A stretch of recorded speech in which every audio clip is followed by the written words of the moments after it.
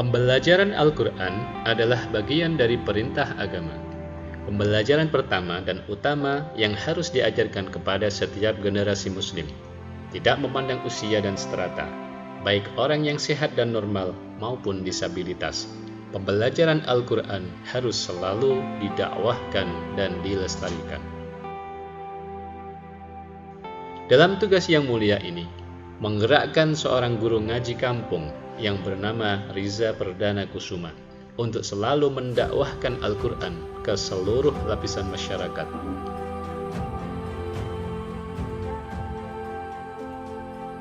Pria kelahiran Kudus 8 September 1991 juga merupakan penyuluh agama Islam di kantor urusan agama Kecamatan Mungkit. Beliau juga diamanahi menjadi Imam Masjid Agung An-Nur, Kabupaten Magelang. Bagi beliau, mendakwahkan Al-Quran adalah sebuah tantangan. Akan tetapi, dengan niat khidmah kepada Al-Quran, beliau mendakwahkannya secara perlahan dan menyasar ke seluruh lapisan masyarakat, mulai dari anak-anak sampai usia dewasa, bahkan simbah-simbah. Begitu juga kepada anak-anak disabilitas. Langkah awal Pak Riza, begitu beliau dipanggil, adalah mengkader atau mengundang anak-anak agar mau belajar Al-Quran. Beliau juga mendatangi anak-anak yang ingin mengaji Al-Quran, sampai beliau diminta untuk mendirikan lembaga pendidikan Al-Quran.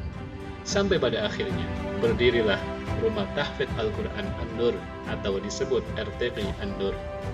Dipilihnya RTQ ini karena secara regulasi pemerintah, RTQ inilah wadah belajar Al-Quran yang tidak ada batasan usia dan strata. Belajar tahfidz Al-Quran di usia tua mempunyai tantangan khusus. Benar kata pepatah, belajar di waktu tua bagaikan mengukir di atas air. Sejak berdirinya RTQ An-Nur, ternyata menjadikan banyak orang yang ingin belajar dan memahami bacaan Al-Quran, khususnya bagi mereka yang sudah lanjut usia. Bahkan ada juga dari anak-anak yang mempunyai kebutuhan khusus atau anak disabilitas. Bibir, lidah, ludah, dan gigi yang komplit dan sehat adalah modal utama ketika belajar melafadzkan Al-Quran. Ini tentunya tidak dimiliki bagi mereka yang sudah dewasa. Oleh karenanya, disinilah keunikan dan tantangan tersendiri bagi santri-santri usia dewasa, bahkan bagi Pak Riza sendiri. Begitupun bagi anak-anak yang mempunyai kebutuhan khusus atau anak disabilitas.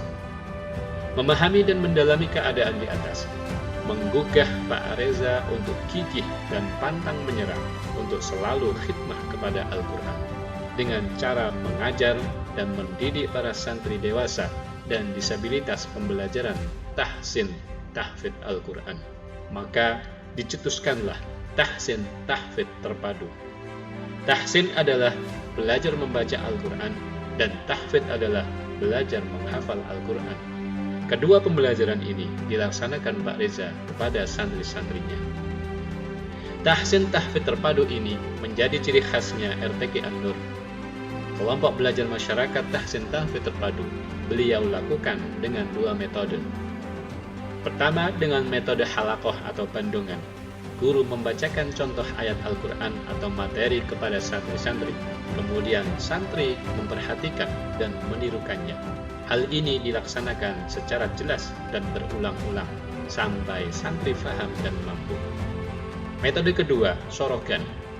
Santri maju dan membacakan ayat Al-Quran. Guru menyimak dan membenarkan jika terjadi kesalahan dan ketidaksempurnaan.